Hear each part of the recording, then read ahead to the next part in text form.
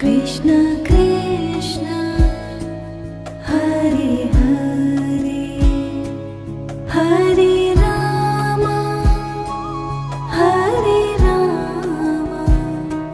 राम राम हरे हरे हरे कृष्ण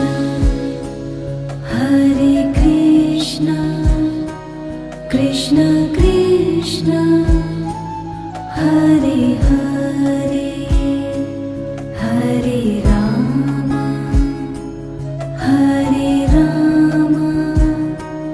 राम राम हरे हरे हरे गोविंद बोलो हरि गोपाल बोलो राधा रमण हरि गोविंद बोलो हरि गोपाल बोलो। परम पूज्य राधा गोविंद महाराज जी के आश्रित हैं और उनके साथ उनके शुरुआती दिन से लगे हुए हैं। जब महाराज कैमूर के पहाड़ियों में प्रचार करते थे और जो लोग नक्सली थे, गोली चलाते थे और बहुत सारी घटनाएं जो अभी मैं नहीं कहना चाहूँगा, उस स्थिति में चना और क्या क्या माथा पे ढोके महाराज के साथ गांव जंगल घूमते थे और आंवला जो जंगल होता है उसका चटनी उटनी बना के खाते थे।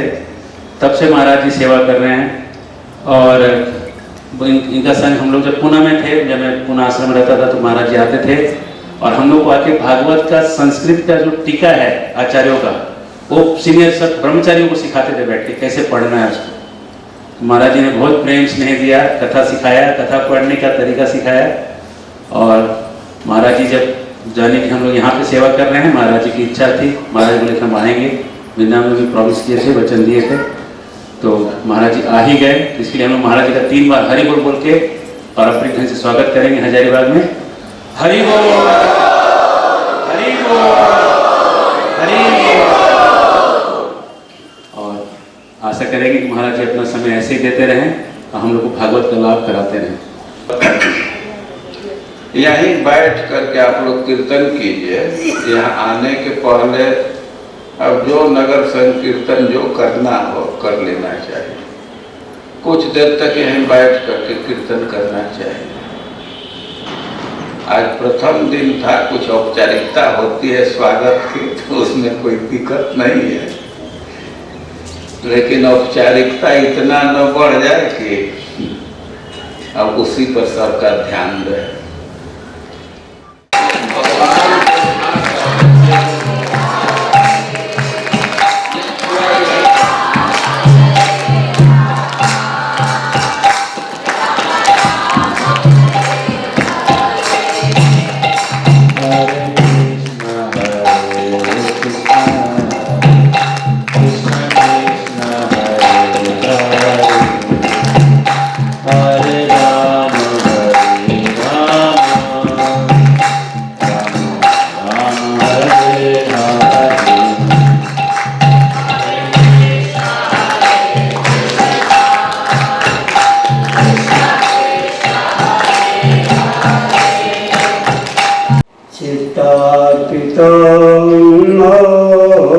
दया शाश्वत भक्ति विनोदया समदया माधुर्य मर्यादया श्री चैतन्य देव दयानिधे श्री चैतन्य देव दयानिधे तव दया भूयाद मंदोदया भूयाद मंदोदया।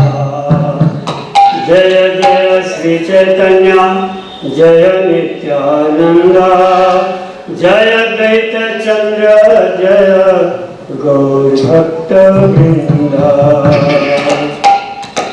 तो अभी हम लोग जिस बिहारी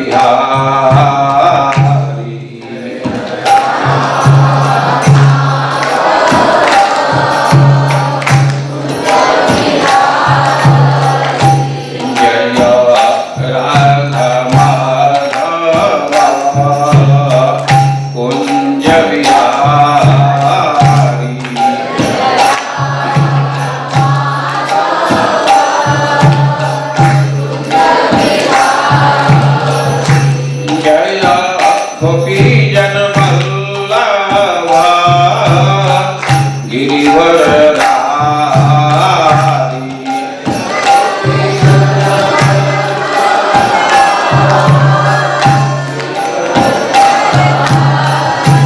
जय गोपी जन वल्लभा गिरिवरधारी।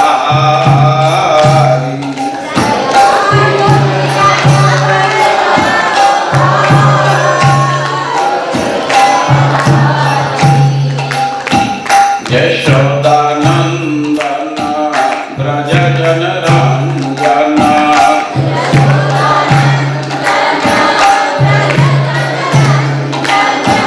यशोदानंदन ब्रज जन रंजन।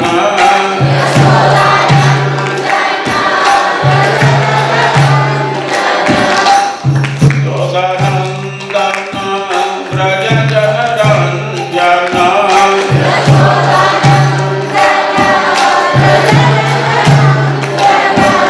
यमुना तीरा वनचारी।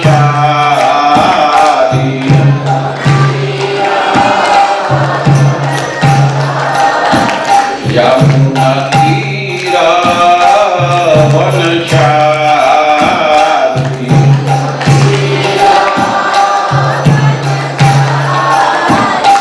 जय राधा कुंज बिहारी।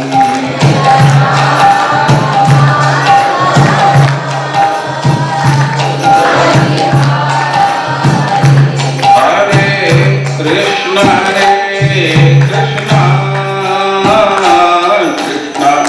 कृष्ण हरे हरे। हरे राम राम राम हरे हरे।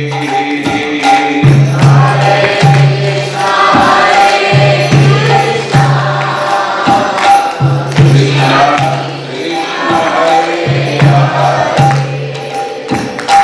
हरे राम राम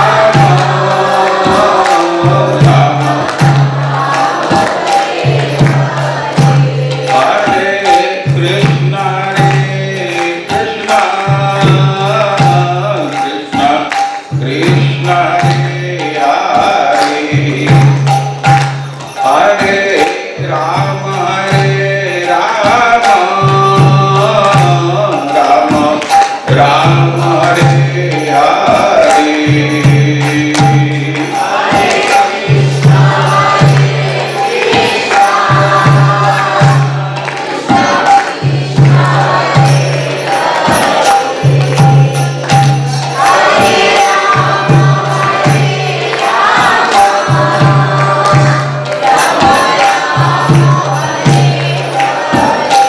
हरे कृष्ण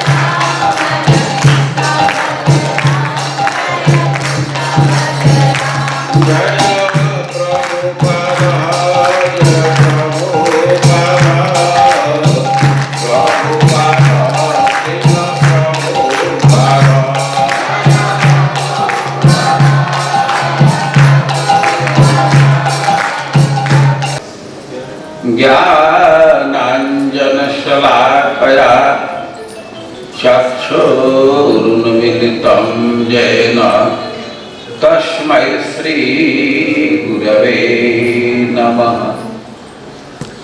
हे कृष्ण करुणा सिंधु दीनबंधो जगत्पते गोपेश गोपिका कांत राधा कांत नमस्तुते। तप्त कांचन गौरांगी राधे वृंदावनेश्वरी वृषभानुसुते देवी प्रणमामि हरिप्रिय।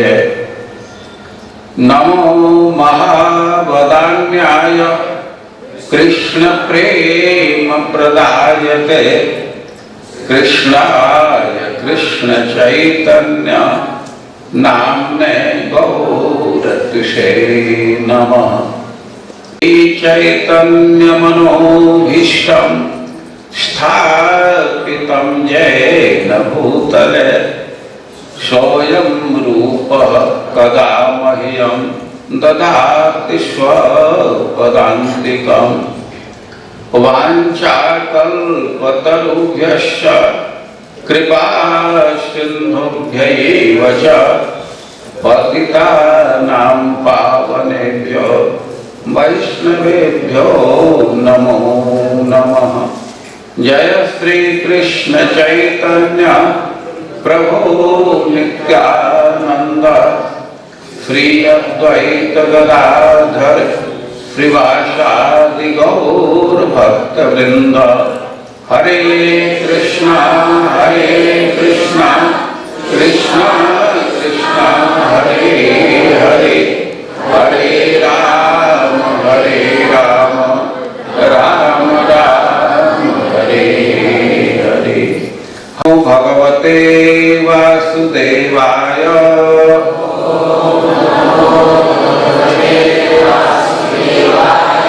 ओम नमो भगवते वासुदेवाय।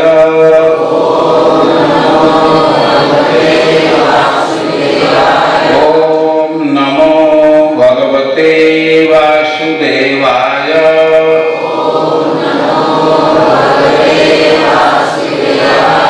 श्री प्रबुद्ध उवाच कर्माणि आरभमाणानां दुःखहत्यै सुखाय च पश्येत् पाक विपर्यासं मिथुनीचारिणां नृणाम्। श्री प्रबुद्ध उवाच कर्मण्यारभमाणानां दुःखहत्यै सुखाय च पश्येत् पाक विपर्यासं मिथुनीचारिणां नृणाम्। कर्मण्यारभमाणानां दुःखहत्यै सुखाय च पश्येत् पाक विपर्यासं मिथुनीचारिणां नृणाम्।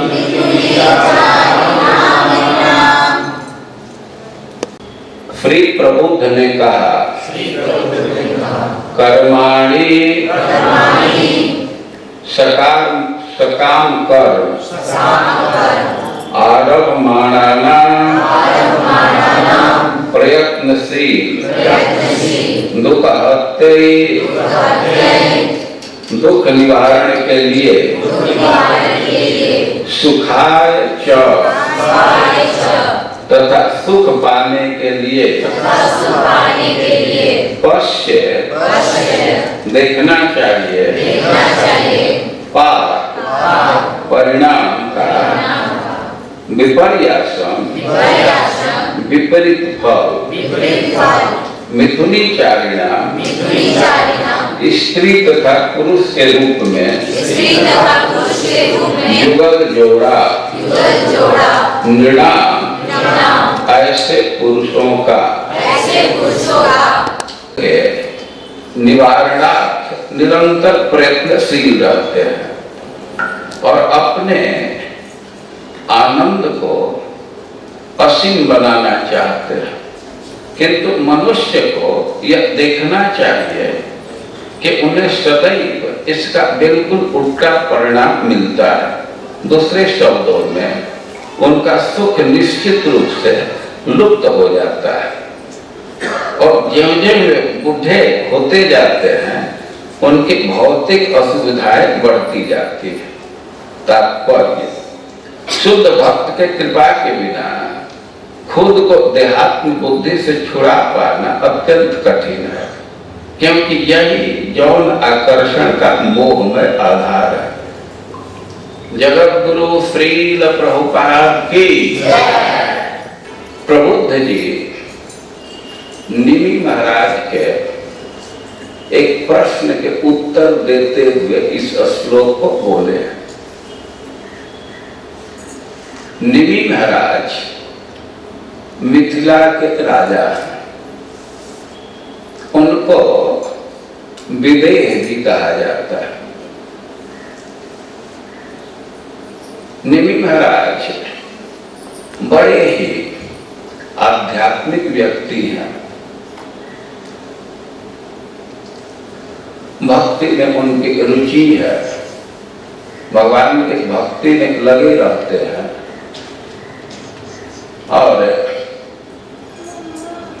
उनके दरबार में, उनके राजधानी में प्रायः कथा का सत्र चलता रहता है।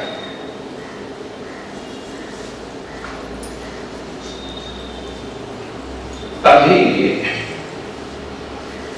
मैं एक दिन में चर्चा किया था तो एक व्यक्ति प्रश्न किए कि इनको विदेह क्यों कहा जाता है। विदेह कहने का आशय यह है कि जो दैहिक धारणा से ऊपर है। हम लोग रात दिन देह और देह से संबंधित चीजों के विषय में चिंता करते रहते हैं।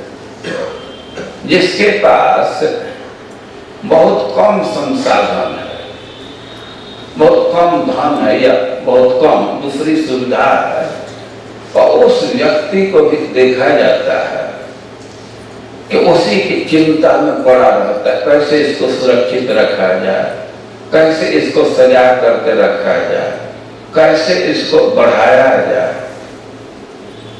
लेकिन निमि महाराज की ये सब चिंता नहीं रहती। वे देह या देह के संबंधित पदार्थों में बहुत आसक्त नहीं थे, उसके विषय में कुछ नहीं सोचते थे, उसका अनुसंधान ही नहीं रहता था और इसलिए उनको विदेह कहते हैं। जो दैहिक धारणा से, देह की चिंता से ऊपर है, वो विदेह है। और विदेह कहने के पीछे एक और कारण है।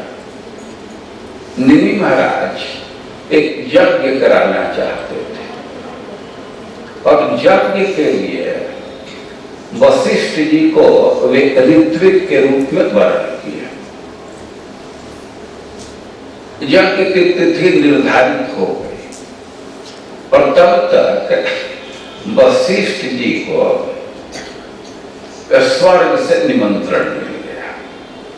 उनको स्वर्ग में यज्ञ कराने के लिए कोई इनविटेशन आ गया, उसके लिए बुलावा आ गया और निमि महाराज के पास आए और कहे कि तुम थोड़े दिन तक प्रतीक्षा करो, मैं अभी स्वर्ग में यज्ञ का संपादन करके आता हूँ, वहां से लौट करके आता हूँ, तब यज्ञ कराना।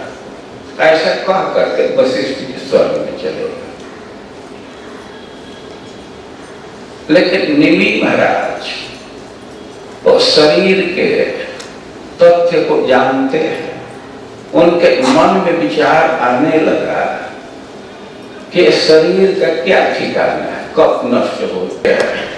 वे तैयारी कर लिए थे, उसकी तिथि भी निर्धारित हो गई थी, लेकिन वशिष्ठ जी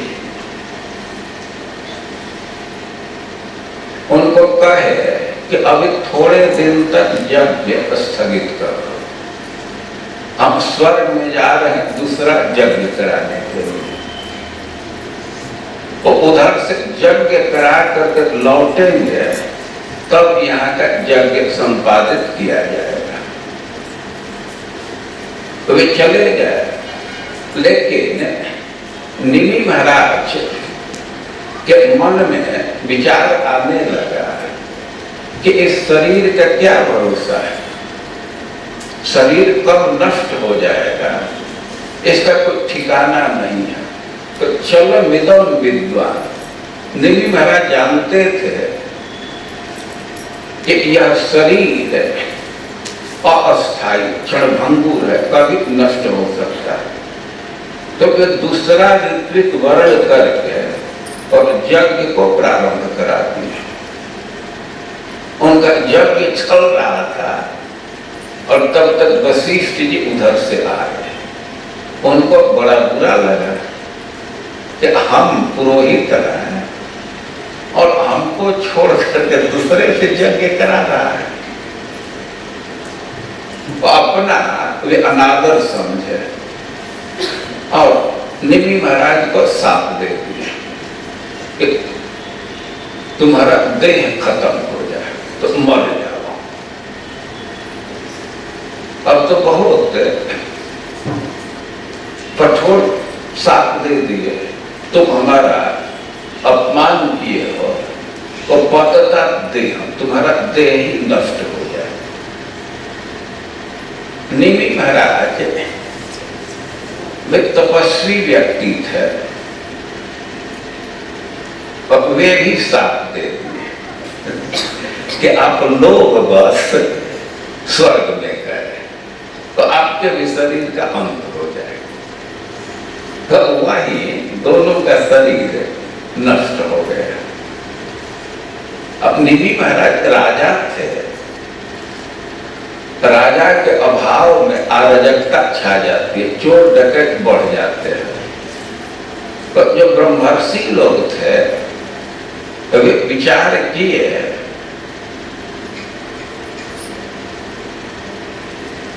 कि राजा का पद खाली नहीं होना चाहिए।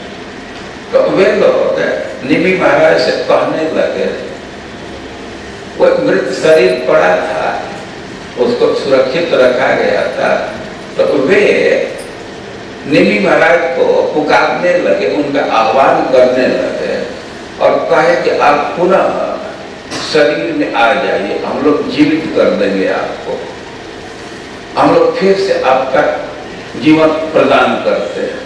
निमि महाराज कहे इतना हम अब शरीर में नहीं जाना चाहते, शरीर में जाने का मतलब है कि बहुत भारी बंधन है। शरीर तो केवल दुख ही देता है, हम शरीर में नहीं जाना चाहते। तो ऋषि लोग कहे कि ठीक है, आप शरीर के बंधन में नहीं रहेंगे, आप लोगों के आंख पर निवास करेंगे और जो आंख का पलक गिरता है, उठता है, तो उससे ही आपके उपस्थिति का पता चल जाएगा। फिर राज्य शासन करने के लिए उनके शरीर का मंथन किए और मंथन करके एक राजा को उत्पन्न किया। और इसी से अब निमि महाराज का तो अपना ओरिजिनल नाम निमि है, और वे आंख पर निवास करने लगे, अब शरीर में निवास नहीं करते। और इसी से पलक को भी वो निमेष कहते हैं। पलक गिरने में जितना समय लगता है उसको एक निमेष कहते हैं। और चूंकि उनके शरीर का मंथन किया गया, और इसलिए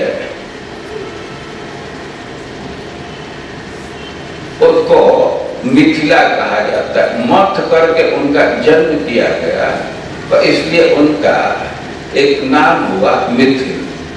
और उन्होंने एक नगर बसाया, तो उसी को मिथिला कहते हैं। और फिर से उनका जन्म हुआ, तो इसलिए उनको जनक कहते हैं। तो ओरिजिनल नाम निमि है, और उन्हीं का नाम पड़ गया कि उनके शरीर से जो जन्म लिया उसका नाम जनक। और मथने के चलते उनका जन्म हुआ, इसलिए उनका नाम मिथिल। और वे जो नगर बसाए उसका नाम हुआ मिथिला। और निमि महाराज बड़े ही विद्वान व्यक्ति थे, और देह गेह से वे परे होते। यद्यपि वे गृहस्थ है, राजा है, लेकिन बहुत चिंता में नहीं रहते। राज्य के वृद्धि के लिए, राज्य की व्यवस्था के लिए, शासन के लिए वे बहुत चिंतित नहीं रहते। उनका अधिकांश समय सत्संग में बीतता है। उनकी विशेषता है वे बार बार सत्संग का आयोजन करते रहते हैं। और ऐसा नहीं है कि वे एक राजकीय व्यवस्था के अंतर्गत सत्संग का आयोजन कर देते हैं। उनका ऐसा व्यक्तित्व है कि खुद उसमें वे रुचि लेते हैं। वे खुद रुचि लेते हैं, वे सत्संग में बैठते हैं, और बड़े बड़े विद्वानों को आमंत्रित करते रहते हैं। उनके विषय में एक घटना प्रचलित है। एक बार बहुत बड़ा आयोजन किए सत्संग का, और उस सत्संग में मुख्य वक्ता थे याज्ञवल्क्य ऋषि। अब याज्ञवल्क्य जी प्रवचन करने जा रहे हैं, तो बहुत सारे लोग वहां उपस्थित हो गए। जो बड़े बड़े ऋषि मुनि थे, तो वह भी सत्र में भाग लेने की योजना की। अब विशेष सत्र का आयोजन था, बहुत लोग आ रहे हैं, तो उनके रहने के लिए भी व्यवस्था की। राजा सबके रहने खाने की व्यवस्था बनाए। तो जो विरक्त संत थे, तो उनके लिए कुछ घास की कुटिया का निर्माण करा।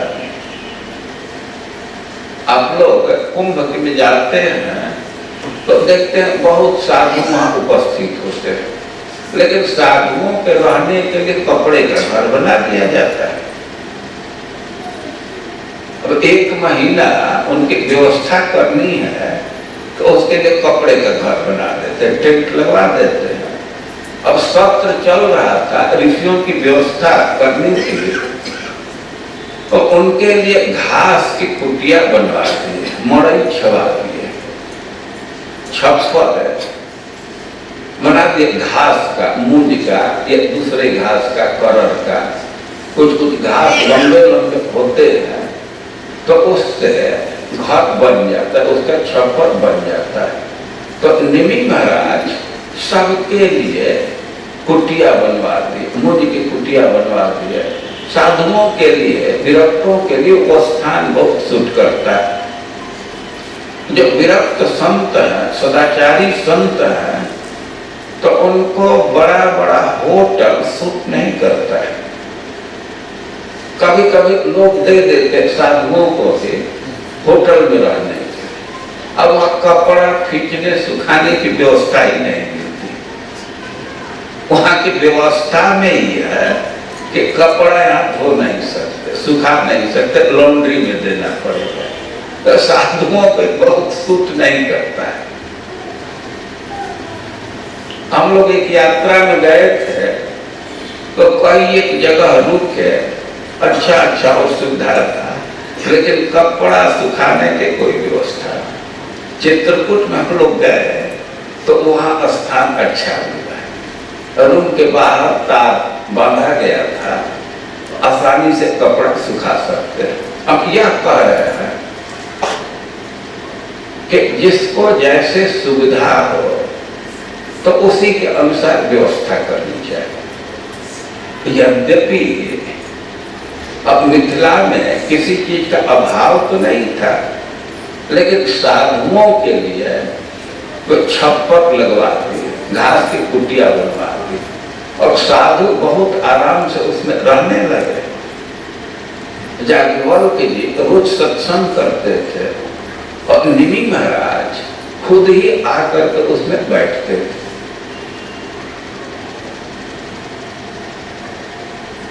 एक दिन किसी कारणवश निमि महाराज समय से सत्संग में नहीं आए।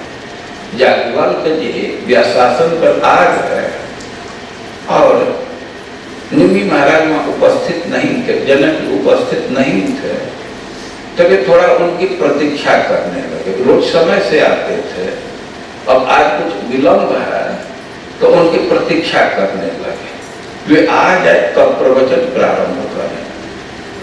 अब इसको देख करके सन्यासियों को बहुत उड़न होने लगा। वहां तो एक एक से सन्यासी जुटे थे, एक एक से ऋषि जुटे थे। अब उनके मन में विचार आने लगा कि हम लोग यहाँ बैठे हैं और एक गृहस्थ की प्रतीक्षा कर रहे हैं, तो इनको प्रवचन शुरू करना चाहिए। वैसे सोच रहे थे, लेकिन याज्ञवल्क्य जी जनक जी के स्थिति को जानते थे, तो प्रतीक्षा कर रहे थे। अब सन्यासियों के मन में ये विचार आने लगा तो उनके मन के विचार को भी समझ गए कि ये लोग कूद रहे हैं। और याज्ञवल्क्य जी सिद्ध पुरुष हैं, योगी हैं, तो वे अपने योग बल से मिथिला में आग लगवा दी। वो आग लग गई। जनक जी बैठे थे, सत्र में बैठे थे, तब तक उनके पास मैसेज आया कि मिथिला में आग लग गई। वे चुपचाप बैठे रहे, सत्संग सुनते रहे। तब तक फिर सेकेंड मैसेज आया कि आग राजधानी क्षेत्र में पहुंच गई। अब राजधानी क्षेत्र में तो बड़े बड़े फाही पड़े हैं, पूरा राज्य का अकाउंट रिकॉर्ड क्या क्या पड़ा हुआ है, लेकिन फिर भी जनक जी डोले नहीं, वैसे ही बैठे रहे। फिर एक मैसेज आया कि आग रनिवास में पहुंच गया, जहां रानी का स्थान है वहां आग पहुंच गया है। लेकिन जनक जी पर इसका कोई प्रभाव नहीं हुआ, वे चुपचाप वैसे बैठे रहे। अब थोड़े देर के बाद कोई यह संदेश लाया कि अब आग साधुओं के झोपड़ी की तरफ चली गई।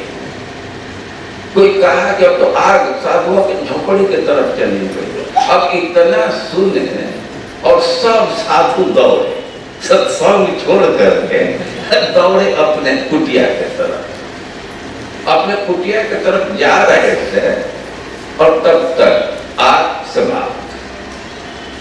रिपोर्ट कंट्रोल याज्ञवल्क्य जी के पास था, सत्संग उठ करके दौड़े और आग बुझ गई।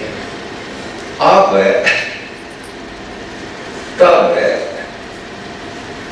उनको बात समझ में आ गई कि जनक जी की क्या स्थिति है और हम लोगों की क्या स्थिति है।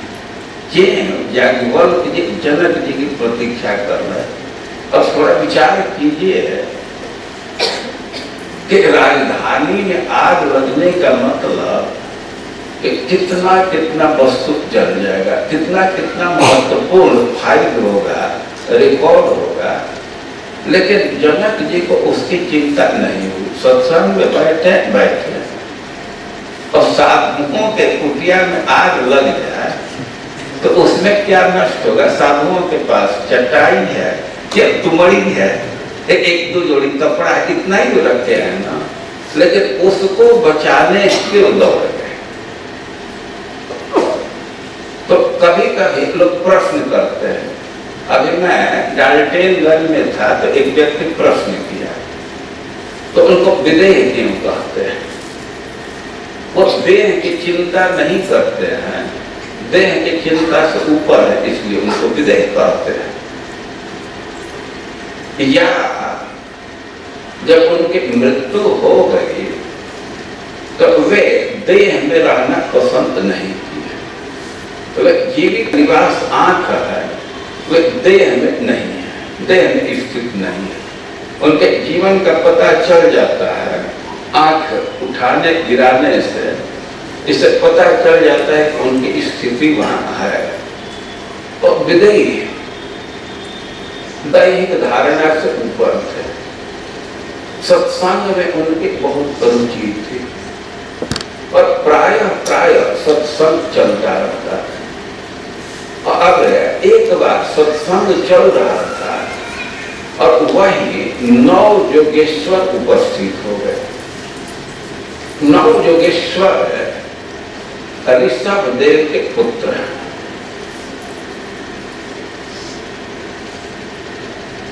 ऋषभ देव के 100 पुत्र हैं और उसमें एक राजर्षि भरत हुए और 81 पुत्र उनके ब्राह्मण बन गए और 9 योगेश्वर हैं और 9 जो उनके पुत्र हैं तो बड़े ही ज्ञानी हैं और बड़े तपस्वी हैं। उनके तपस्या से यह सिद्धि है कि अव्याहतिष्ठ गतया, वे जहां जाना चाहे उनके गति को कोई रोक नहीं सकता।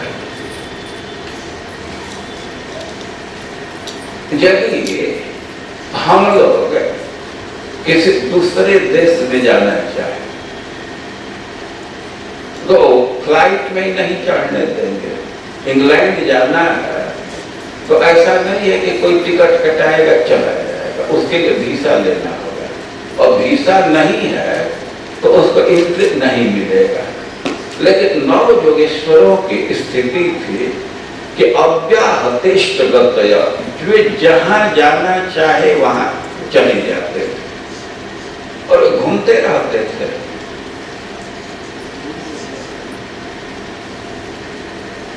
वे ज्ञान देने के लिए, प्रीचिंग करने के लिए घूमते रहते। तो यदृच्छया एक दिन संयोग की बात है, अपनी इच्छा से वे निमि महाराज के यज्ञ में उपस्थित हो गए।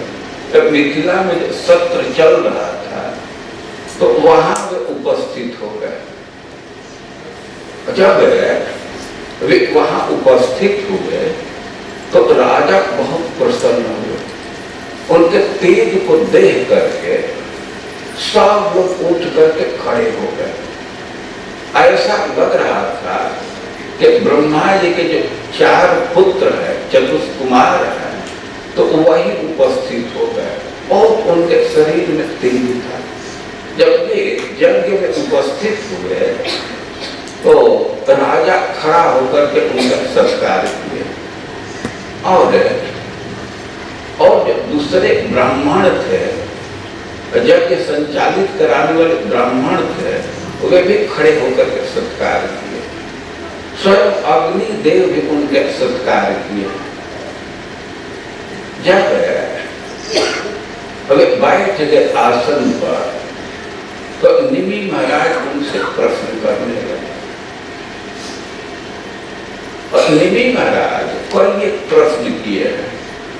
सबसे पहले जो भागवत धर्म के विषय में प्रश्न किए, और भागवत धर्म के संपादन में, भक्ति करने में बाधक है माया। जो माया के विषय में प्रश्न किए, जब माया के स्वरूप को बतलाए योगेश्वर लोग, तो निमि महाराज एक प्रश्न किए हैं कि व्यक्ति माया को कैसे पार करेगा। वे प्रश्न कर रहे हैं कि यथैतम ऐश्वर्य माया दुष्तराम अकृतात्मति तरंत अंज स्थूलधियो महर्ष इदं मुच्यता।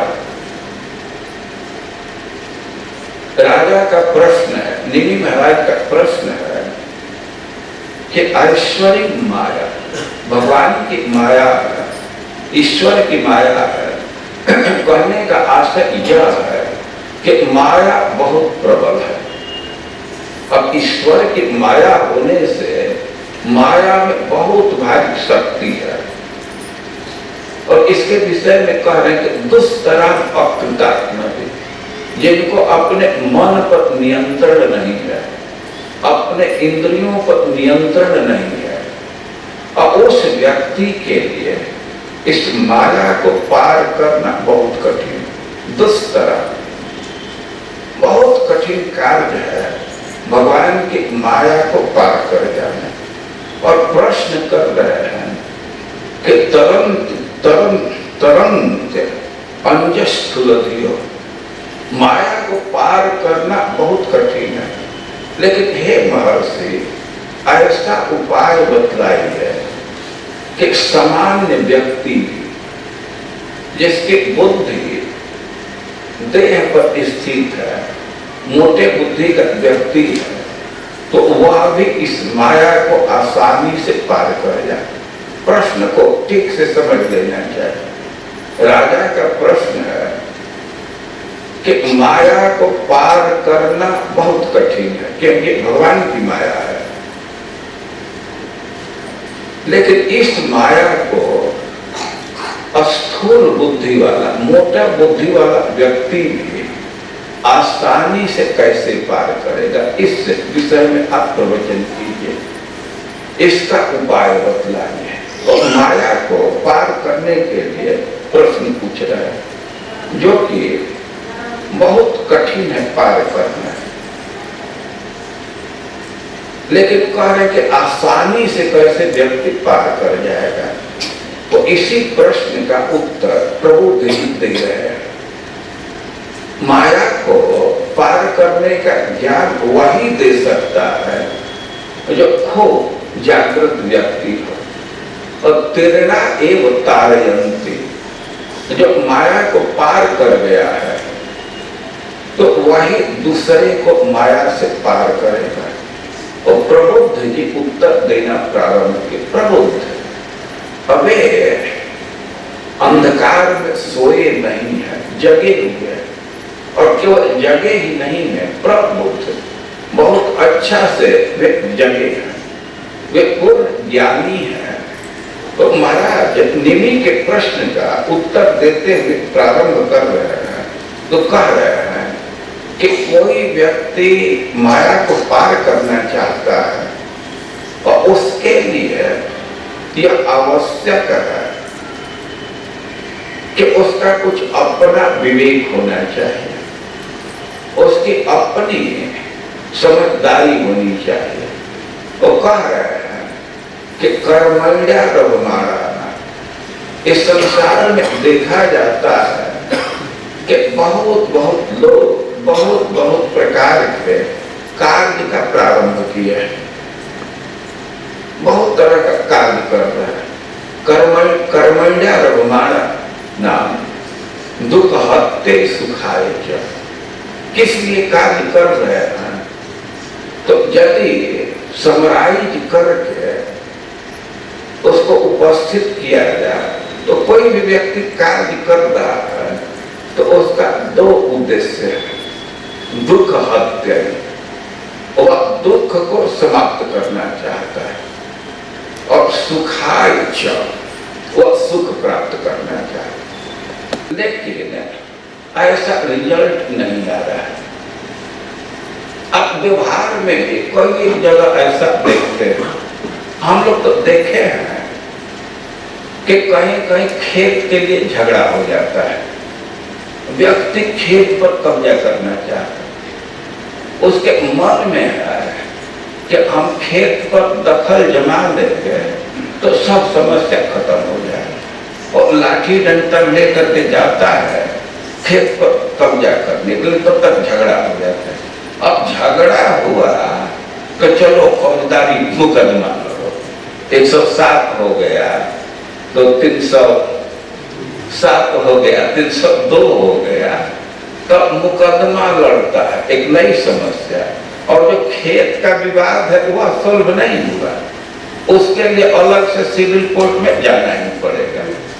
तो योजना तो किया कि हम बल का प्रयोग करेंगे तो हम समस्या से निपट जाएंगे, लेकिन बल वो समस्या तो गई नहीं, भूमि का विवाद समाप्त तो हुआ नहीं, एक नई समस्या आ गई। हम लोग और भी कई घटना देखते हैं, हम लोग देखते हैं कुछ माता पिता है तो बड़े ही उत्साह से बहुत खर्चा करके अपने लड़के का विवाह करते हैं, कितना इंटरव्यू दे करके छानबीन करके लड़की का चयन करते, बहुत चयन करते, कितने लड़की को रिजेक्ट करते और किसी को एक्सेप्ट करते, फाइनल किए, और तब तक 1-1.5 साल के बाद ही अब अपना दुख रोने लगते हैं, ये तो बड़ा बेकार हो गया, ये तो ऐसी बहू आ गई कि हम लोगों को उस घर में रहना मुश्किल है। ये संसार की स्थिति है।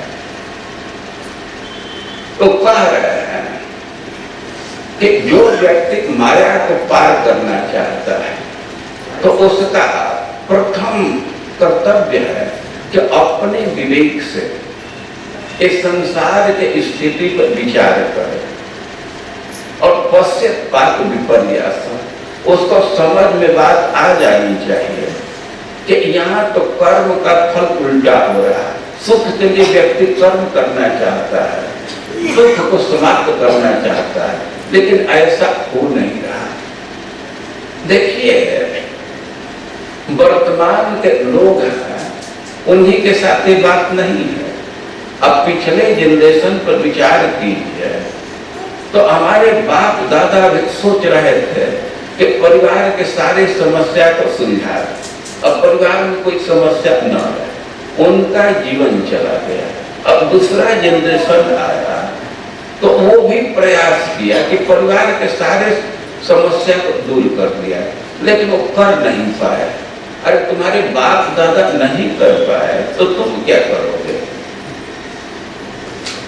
और यह बात समझ में आनी चाहिए, और व्यक्ति को संसार से निराशा होना चाहिए कि जो संसार का जीवन शैली है तो इससे सुख की प्राप्ति नहीं होनी है, और यह काम अपने से होना चाहिए। श्रीमद् भागवतम में दूसरी जगह कहा गया है कि न तस्य तत्व ग्रहणाय साक्षात् बरीयसीरपि वाचम समासम, कहने के उस व्यक्ति को तत्व का ज्ञान उपनिषद भी नहीं दे सकता। किस व्यक्ति को? तो स्वप्ने निरूप्य गृहमेधि सौख्यम न यस्य हेयानुमित स्वयं से, जिस व्यक्ति को अपने से ज्ञान नहीं हो सक जाता है, स्वप्ने निरूप्य गृहमेधि सौख्यम, कि गृहस्थी का जीवन है, गृहस्थी का सुख है, यह तुच्छ है, इससे हम शाश्वत शांति की प्राप्ति नहीं कर सकते। और जब तक अपने से विवेक नहीं हो जाता तब तक उसको उपनिषद भी कोई सहायता नहीं कर पाते, वो भी तत्वबोध नहीं करा पाते। एक बहुत भारी समस्या बढ़ रही है कि भाई अपने से कैसे ज्ञान हो जाएगा। ज्ञान तो दूसरे से मिलता है, कहीं ना अपने से ज्ञान हो जाना चाहिए।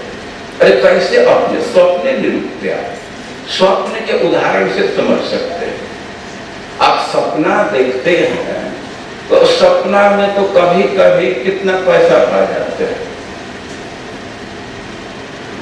कोई डिग्री पा जाते हैं, कोई पद पा जाते हैं सपना में, और कोई अच्छा घर पा जाता है। लेकिन किसी व्यक्ति को अपलेशन देना होता है, किसी को बतलाना होता है कि ना ना सपना में जो घर पाए हो उसका कोई वैल्यू नहीं है, ये किसी को सिखाना पड़ता है। तो व्यक्ति अपने से समझ जाता है कि यार ये तो हम सपना में देखे, तो सपना में जो देखे तो उसका कोई वैल्यू नहीं है, अपने से व्यक्ति निश्चित कर लेता है। तो ऐसे ही स्वप्ने निरुक्त्या, स्वप्न के उदाहरण से व्यक्ति को अपने से समझ जाना होगा कि यह संसार की जो जीवन शैली है और इस शैली से आप सुखित नहीं हो सकते। इस संसार का जो व्यवहार है तो वह भी सपना जैसा मिथ्या है। अब सपना तो 1-2 घंटे चलता है, अब संसार का जो सपना है तो वह 50, 60, 70, 80 साल चल रहा है, अपना अंतर इतना ही है। लेकिन वैल्यू उतना ही है जितना सपने का वैल्यू है। अब एक सपना में हम खूब सुंदर है बगीचा में बैठे हैं, बगल में सुंदर घर है, लेकिन वो कितने देर के लिए, जब तक नींद नहीं खुल जाती, यही नींद समाप्त हुई तो वो सब समाप्त। तो उसी प्रकार यहाँ जो घर परिवार है, पारिवारिक रिश्ता है, परिवार के लोगों से प्रेम है, कितने दिन के लिए, जब तक मृत्यु नहीं हो जाती। जैसे सपने का सुख है बस तब तक के लिए है कि जब तक नींद समाप्त नहीं हो जाती। जब भी जग गए तो सपने के सुख का कोई महत्व नहीं रहा। तो उसी प्रकार इस संसार के जो सुख का अनुभव कर रहे हैं तो इसके अवधि क्या है? जब तक शरीर का अंत नहीं हो जाता है। जब ही मर जाएंगे तो सब समाप्त हो गया, इसका कोई वैल्यू नहीं रहा। तो कह रहे हैं कि स्वप्ने निरुक्त्या गृहमे ऋषोक्त्यम न जैसे या मृत स्वयं से। इस संसार के सुख के विषय में अपने से विवेक हो जाना चाहिए।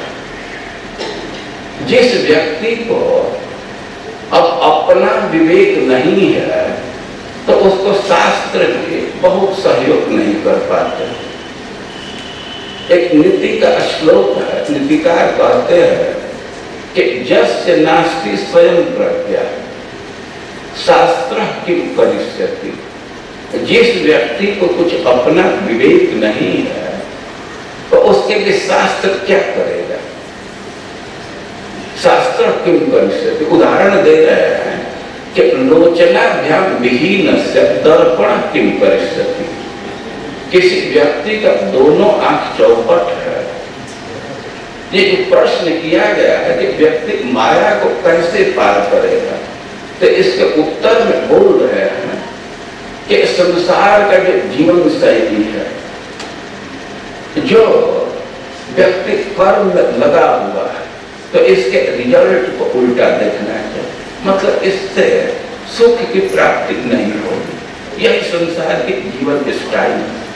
तो जब व्यक्ति सांसारिक जीवन से थोड़ा निराश होता है, जब उसको यह अनुभव होने लगता है कि इस जीवन से हम सुख की प्राप्ति नहीं कर सकते, तब उसको चिंता लगेगी तो आखिर किस जीवन से, किस जीवन स्टाइल से हम सुख प्राप्त करेंगे। तो जब यह विवेक हो जाए कि जो संसार के कर्मी लोग हैं तो इनका रिजल्ट उनके मन के अनुरूप नहीं आ रहा, रिजल्ट विपरीत हो रहा, तो तस्मात को वे कह रहे हैं कि जब अनुभव होने लगे तब वो और चीज पर विचार करे। जो कर्म के विषय में सिद्धांत है तो वही धन के विषय में सिद्धांत है।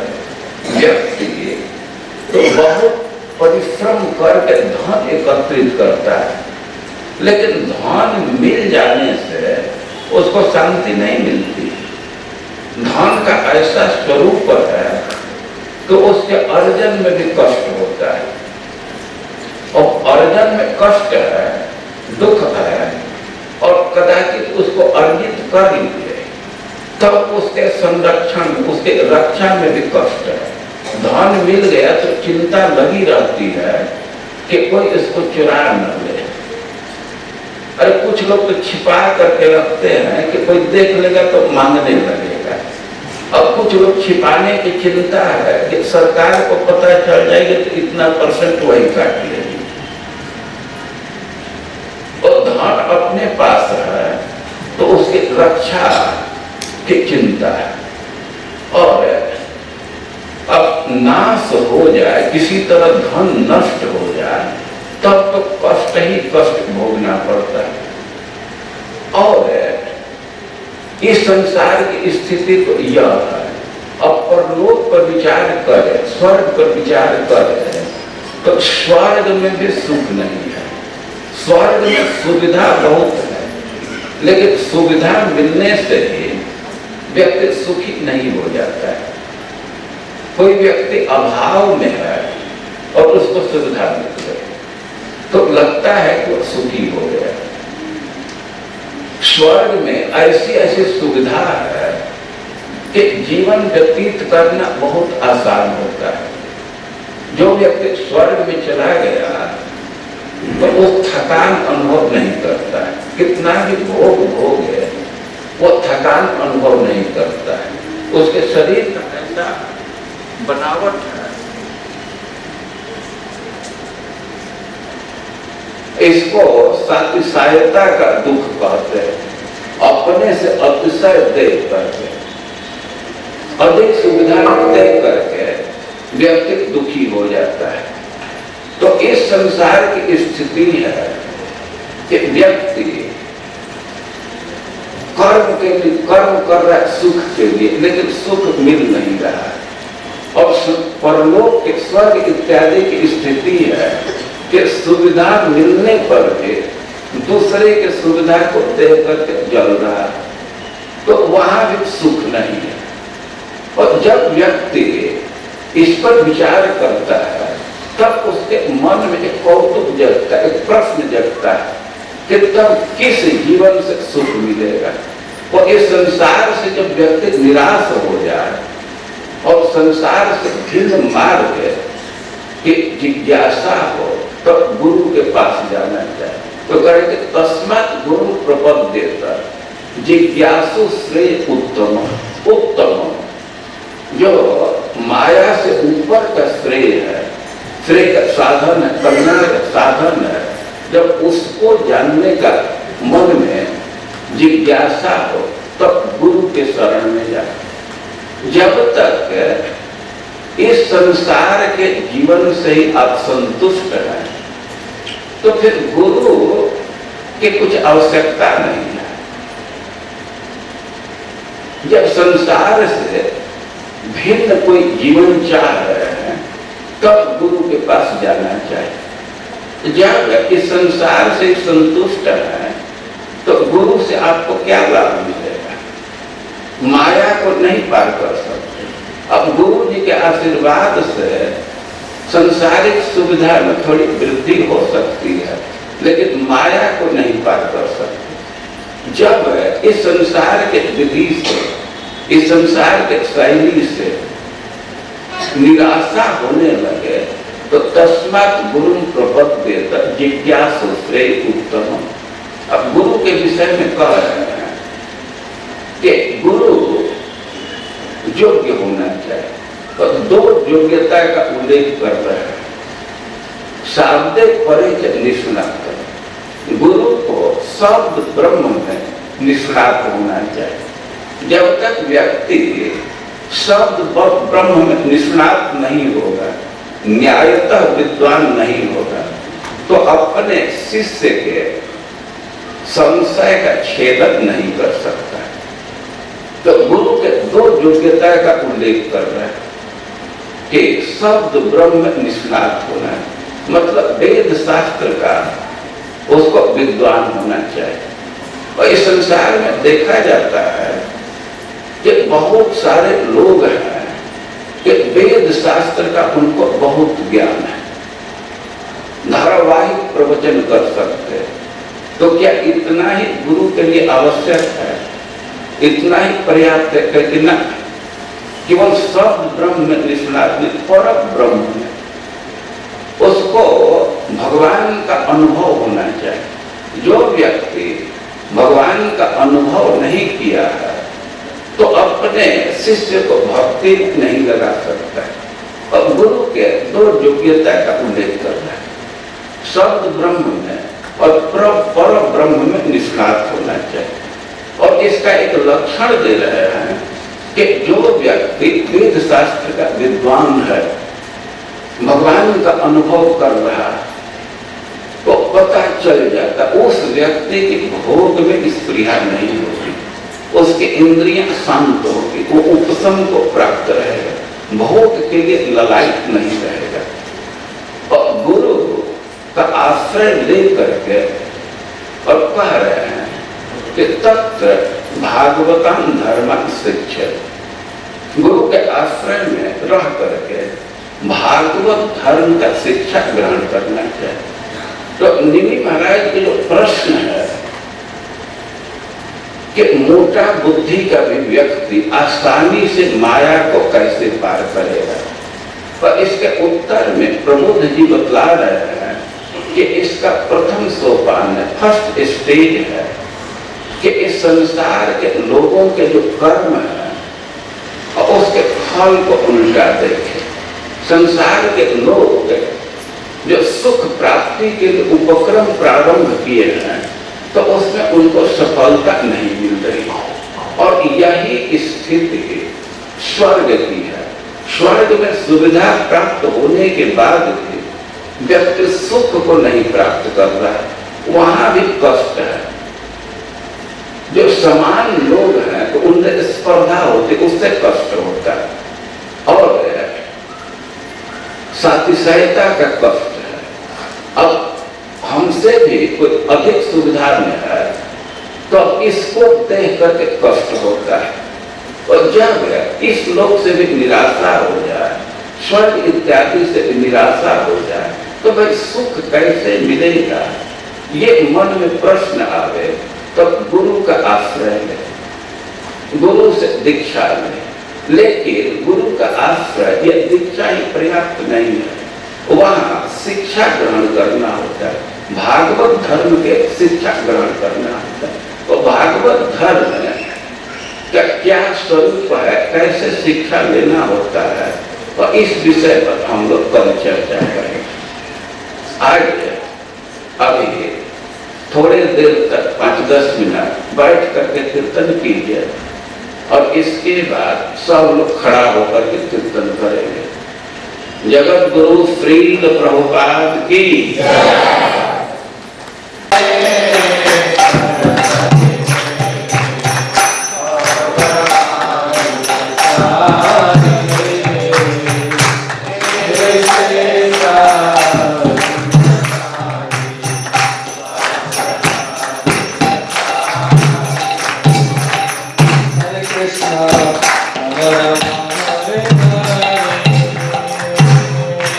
Hare Krishna, Hare Krishna.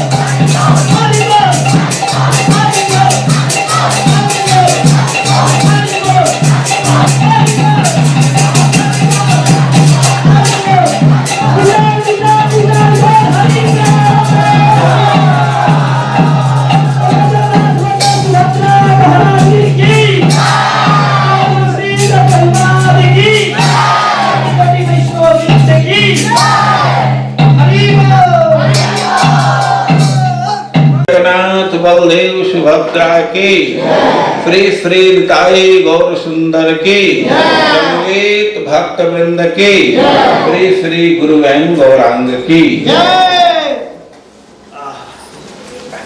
तो जो भी आपको नाम माइक दे दीजिए। हम लोग हमेशा सुनते थे कि सुख है, लेकिन आज मेरे को समझ में आया कि वो सुविधा है। आज तक नहीं समझता था कि स्वर्ग में सुख में प्रवचन में ही होता था स्वर्ग में सुख है, लेकिन स्वर्ग में सुख नहीं, सुविधा है।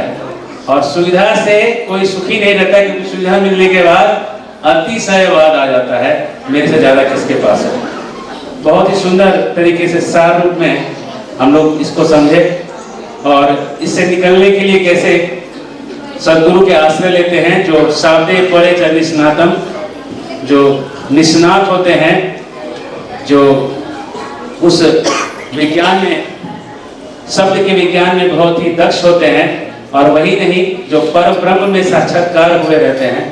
ऐसे गुरु से जब हम सुनते हैं तो बड़े आसानी से इस भव बंधन से छूट जाते हैं और परम धाम भगवान के सेवा में सनातन रूप से संलग्न हो जाते हैं। तो महाराज जी ने जो इस सार तत्व को सिखाया, इसको हम लोग अपने जीवन में मनन करेंगे। यही महाराज जी के कथा का सच्चा आभार होगा। इसको हम लोग मनन करें, जीवन में उतारें और दूसरों को इसके मनन करने के बाद जो निकलता है दूसरों से भी शेयर करें। और ये जब होगा तो ही हम कथा का जो है सच्चा पान किए हैं। कथा का महत्व ऐसा है कि जब महाराज बताते हैं कि जनक महाराज निमि जो निधि और निधि जनक जो हुए, वो उनके यहाँ आग लग गया, लेकिन वो उठे नहीं वहां से। तो कम से कम हम लोग अपने अपने मोबाइल को कल से, आज तो जो हो गया एकदम साइलेंट में रखिए। और किसी का फोन आ गया तो समझ लीजिए कि वही परीक्षा लिया जा रहा है। महाराज जी ने बटन दबाया तो किसी का फोन आया है, समझ लीजिए कि फोन नहीं करेंगे तो कुछ भी फर्क नहीं पड़ना है। और जिसको सच में लग रहा है तो बाहर चले जाइए, बाहर जाके बात करिए, कोई दिक्कत नहीं है। लेकिन अगर यहाँ बैठे हैं तो समझ लीजिए कि जनक महाराज की कथा याद रखिए, कुछ नहीं होने वाला। बटन कहाँ से दबा है? प्रवचनकर्ता से दबा हुआ है। इस तरह से महाराज नहीं दबाए हैं, मतलब मैं बस बहन कर मैं क्षमा करेंगे महाराज जी। मैं कह रहा हूँ कि हमको इस गंभीरता को समझना है और कथा में हम लोग समय पे आए। आज पहला दिन था इसलिए थोड़ा विलम्ब हुआ चालू होने में। कल से कथा 2 बजे यहाँ पे कीर्तन चालू होगा। उसके बाद फिर जब महाराज जी आ जाएंगे वो महाराज जी कथा चालू करेंगे। तो सबसे अनुनय विनय यही होगा एकदम समय पे कथा पे आए, और अगर जो विलम्ब में आ रहे हैं तो इस गेट का प्रयोग न करके पीछे वाले गेट से आए और आराम से धीरे धीरे आके बैठते जाए। अगर बच्चा हल्ला करे तो बहुत अच्छा कि एक प्रभु जी थे उठा के उसको ले गए, ये नहीं कि माता जी आएंगे तो उठाए, जो भी है ले जाइए बाहर, घुमा फिरा के उसको शांत करिए। तो इसके लिए बहुत बहुत आभारी है। और महाराज जी कल भी कथा करेंगे तो महाराज जी का हम लोग पारंपरिक तरीके से धन्यवाद करेंगे 3 बार हरि बोल बोल के। हरि बोल।